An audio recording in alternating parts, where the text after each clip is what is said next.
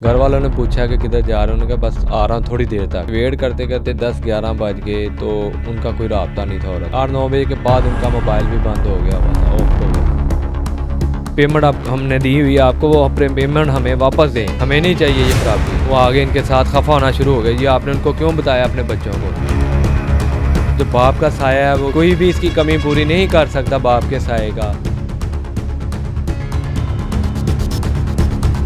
बिस्मिल्लाहिर्रहमानिर्रहीम, अस्सलाम वालेकुम नाजरीन। मैं हूं सरदार दिल मुस्तफ़ा, आप देख रहे हैं आप टीवी। नाजरीन, इस वक्त मैं लाहौर के इलाका वाल्टन रोड पे मौजूद हूं, जहां पे एक बुज़ुर्ग शहरी अशरफ मसीह जिनका नाम है, उनको बेदर्दी के साथ कत्ल किया गया, तशद्दुद का निशाना बनाया गया। और तशद्दुद का निशाना बनाने के बाद उनकी डेड बॉडी को जो है BRB नहर में फेंक दिया गया। तो आज जो है उनके बेटे के साथ, वो उनके बेटे से भी बात करूंगा कि क्या वजह बनी और कि इनके वालिद साहब के साथ इतना बेदर्दी के साथ सलूक किया गया और इतना बेदर्दी के साथ उनका वहशियाना कत्ल हुआ। अस्सलाम वालेकुम भाई। जी वालेकुम सलाम। भाईजान, क्या मामला हुआ कि आपके जो वालिद मोहतरम, आपसे भी पहले बात हो रही थी, रात 11 बजे तक आपके पास मौजूद थे, फिर वो चले गए और जो उनके साथ जो ऐसा घिनौना अमल हो गया। जी वो पहले भी घर से ऐसे जाते आते थे और काम शाम करते थे।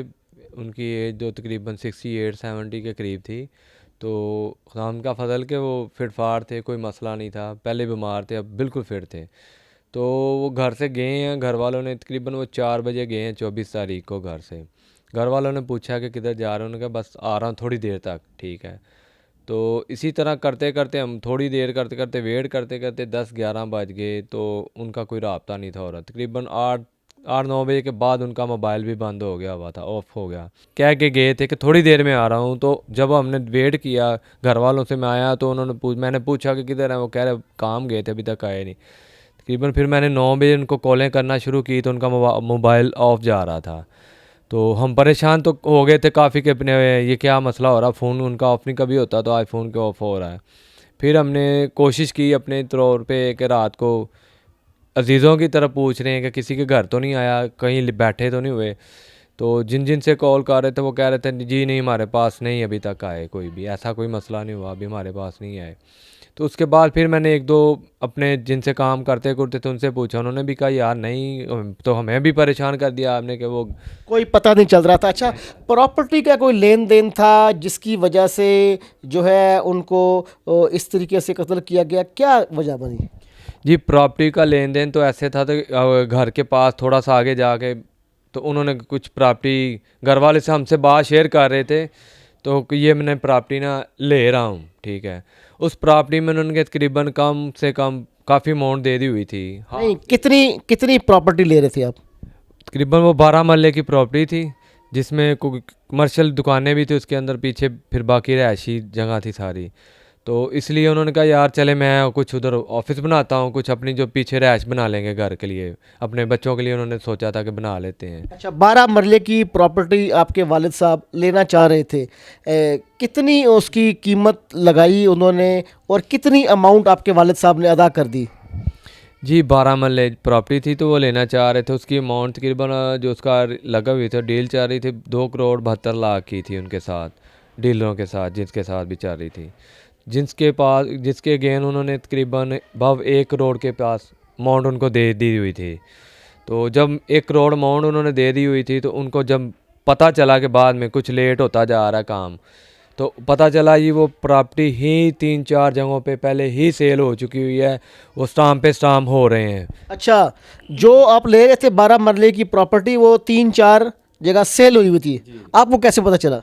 जी जब हम उनसे कह रहे थे ना कि कब्ज़ा हम हमें दें, बाकी पेमेंट हमसे लें, तो फिर हम वो कह रहे थे आज करते हैं कल करते हैं। तो जब अंदर से फिर हमने पूछना शुरू किया कि यार ये हमें कब्ज़ा नहीं दे रहे, तो हमें अंदर से बात पता चली कि इनका तो 3-4 जगह पे प्रॉपर्टी पहले सेल हो चुकी है और माल जो ओनर इसके पहले हैं उन्होंने किसी चौथी पार्टी 5वीं पार्टी को कब्ज़ा दे के उनको बिठा दिया उधर। उनको पता था कि प्रॉपर्टी पहले सेल चुकी होगी, हम इनको डेली कह रहे हैं आज दे रहे हैं कब्ज़ा, कल दे रहे हैं और बैलफ डलवा रहे हैं। जब ये बैलफ की बात हमें पता चली तो फिर मैंने उनसे पूछा वालिद साहब से, मैंने कहा आपको पता है कि हमने तो नीट एंड क्लीन इनसे प्रॉपर्टी ली है, तो बैलफ तो उस जगह पे पड़ता है जिसमें रौला हो या कोई कमी में कम पैसों में हमने प्रॉपर्टी ली हो।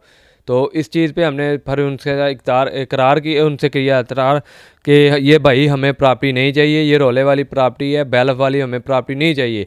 इस चीज़ की जो हम आपसे पेमेंट हमने दी हुई है आपको, वो पेमेंट हमें वापस दें, हमें नहीं चाहिए ये प्रॉपर्टी। इस चीज़ से वो ना तो वो आगे इनके साथ खफा होना शुरू हो गया, ये आपने उनको क्यों बताया अपने बच्चों को, हम आपसे बात कर रहे हैं तो आप उनको बता रहे हैं अब ये मामला ख़राब हो रहा है। इस चीज़ पे वो काफ़ी उनसे साथ ना अच्छा, आपके वालिद साहब से वो इस मामले पे उलझे, खफा हुए कि आपने, वालिद साहब ने आपके बच्चों को अपने, यानी कि आप लोगों को क्यों बताया कि आपने यानी कि प्रॉपर्टी जो है ये मुतनाज़ा है? नहीं, वाला साहब नहीं से हमसे नाराज़ हो रहे, जिन वो डीलरों से जिन्होंने डील की हुई थी इनके साथ, वो इनसे कह रहे थे कि आपने बता रहे हैं, वो अब हमारे साथ बोल रहे हैं आके, तो उनका कोई हमारे साथ काम नहीं है बोलना। तो फिर हमने कहा कि देखें, हमने हमारा बाप है, हमने बोलना नहीं, किसने बोलना है। तो इस चीज़ पे काफ़ी उनके साथ ना बहसबाजी हो रही थी। फिर थाना में हमने एप्लीकेशन ही पहले दी थी।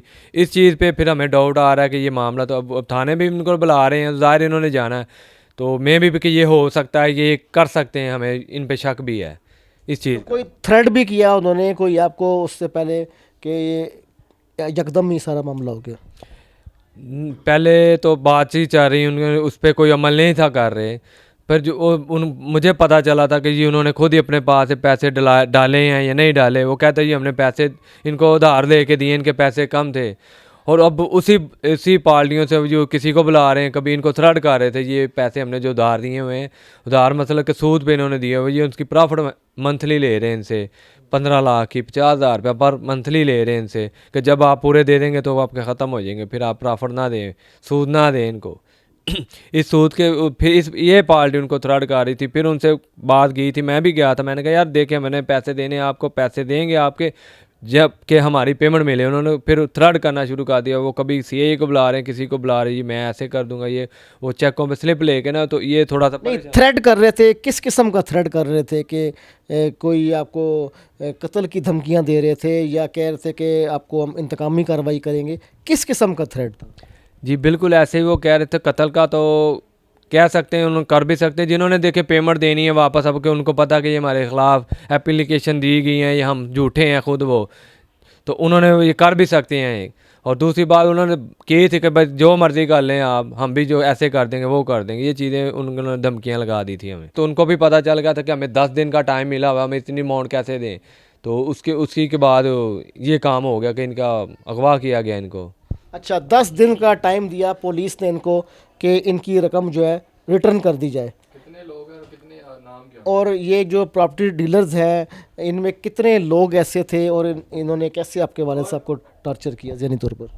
जी ये 2 डीलर थे, एक उनका मामू था, वो कहते थे कि पहले उन्होंने भी बयाना किया हुआ था उनको इसी प्रॉपर्टी पे। तो 2 जो डीलर हैं, ये सारी मिली भगत इनकी है, पीछे जो लोग हैं ये सब इनके साथ मिले हुए हैं, यही फ्रॉड करते रहे हमारे साथ, हमारे बाप के साथ। इनके नाम बताएंगे? जी ये एक का नाम मोहम्मद नवाज़ है, तो एक का नाम मोहम्मद फ़याज़ है जी। अच्छा, आपके वालिद साहब, वैसे तो मैं उनकी पिक्चर भी देख रहा हूँ सामने पड़ी हुई है, बिल्कुल जिस्मानी तौर पर दुरुस्त थे, तो इतना उन्होंने टॉर्चर किया कि उनकी जान ले ली सिर्फ 1 करोड़ रुपए की खातिर। जी बिल्कुल ऐसे ही है बिल्कुल। तो अब आपके वालिद साहब नहीं है, सदमे में यकीनन होंगे। उनके बिना जो है ना, कैसा आपको घर में तन्हाई महसूस होती है? वालिद का जब शफकत का हाथ सर से उठ जाता है। जी ये तो इसमें कहने की तो बात नहीं है, हर बंदे को पता चलता है जो बाप का साया है, वो कोई भी इसकी कमी पूरी नहीं कर सकता बाप के साये का। और और दूसरी बात कि उनका फ़ज़ल, उनकी शफ़क़त हम पे इतनी थी कि हमें किसी चीज़ की आज तक कमी नहीं थी। जब ये हमारे साथ वाक़या हुआ, ये हमें पता है कि हम किस तरह उस पे कर रहे हैं, तो बाप की तो कमी कोई भी नहीं पूरी कर सकता, लेकिन हमें इसका इंसाफ चाहिए। इंसाफ चाहिए। पुलिस तावन कर रही है, जिस तरह की आप एफआईआर चाहते थे, क्या वही एफआईआर कटी है या पुलिस ने अपनी मर्ज़ी के दबाव में आके कोई और काटी है? जी उससे पहले जो हमने एप्लीकेशन दी थी वो भी चल रही है। उसके बाद अब जो प्रॉपर्टी, अब जो हमने इनके गवाह होने का करवाया हुआ था, फिर अब भी वो, अब उन्होंने हमें कहा कि आप चलें अपनी रस्मात पूरी करें, तो डेड बॉडी के उसके बाद फौरी हमारे साथ उन्होंने कहा था हम अटैच हो हमारे साथ। अच्छा, अब आपका बुनियादी तौर पर मुतालबा क्या है? जी बुनियादी तौर पे मुतालबा तो हमारा यही कि हमारा बाप तो हमारा, उनका साया तो हमारे सर से उठ गया है, लेकिन हमें इंसाफ दिया जाए कि जो हमारी पेमेंट है वो हमें वापस दी जाए। अच्छा, पेमेंट मिल जाए, और जो उनके कत्ल में, मर्डर में मुलविस हैं, उन लोगों के साथ क्या सलूक किया जाए? सो वो जो कानूनी कार्रवाई तौर पर सज़ा बनती वो उनको सख्त से सख्त सज़ा दिलाई जाए। नाजरीन, आपने देखा भी सुना भी कि प्रॉपर्टी के आए रोज़ जो है ऐसे इश्यूज सामने आते हैं जिसकी बुनियाद के ऊपर जो है कत्ल किए जाते हैं। कई जगह पे जो है सगा खून ही जो है सगा खून बहाता है, और कई जगह पे जो है ऐसे मामलात आते हैं कि 12 मरले का प्रॉपर्टी ये ख़रीदना चाह रहे थे, लेकिन जो है एक तनाज़ा खड़ा हो गया, और तनाज़े की वजह से जो है इनके वालिद साहब आज दुनिया में नहीं रहे। और ये इंसाफ के मतमनी है कि इनके जो 1 करोड़ से ज़ायद जो है रकम जो ली गई है वो वापस रिटर्न की जाए, और जो है इनके वालिद के कातलों को जो है सख्त से सख्त सज़ा दी जाए। तो आइंदा किसी नई वीडियो में किसी नए मौजू के साथ हाज़िर खिदमत हूँगा। आप देखते रहें आप टीवी। अल्लाह हाफिज़।